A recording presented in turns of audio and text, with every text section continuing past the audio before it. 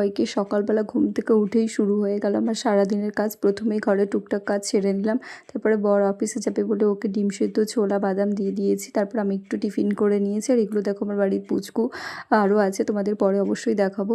এখানে আমি হেনা করে নিচ্ছি। তারপরে এখানে দেখো এগুলো আমাদের বাড়ির কাছের আমড়া। তারপরে একটু ঘুরে ঘাড়ে লাঞ্চ করে নিয়েছি। লাঞ্চ করার পর আমড়াগুলো মাখিয়ে খেয়ে নিয়েছি। তারপরে একটু ঘুমিয়ে পড়েছিলাম। ঘুম থেকে উঠেই ভাবলাম যে একটু মজাদার কিছু চটপটা বানানো যাক। তো তারপরে ভাবলাম যে আলুর পরোটা বানাই।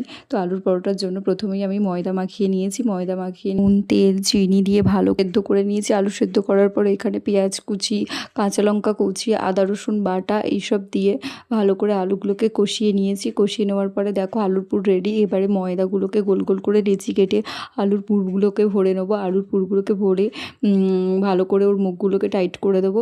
দিয়ে ভালো করে গোল গোল করে বেলে নিয়ে পরোটা ভাজা শুরু করে দিয়েছি। তো এই হচ্ছে আমাদের পরোটা, আলুর পরোটা গরম গরম রেডি। তো রাতে ডিনারে ছিল আলুর পরোটা ও আলুর দম। Bye, tata, good night.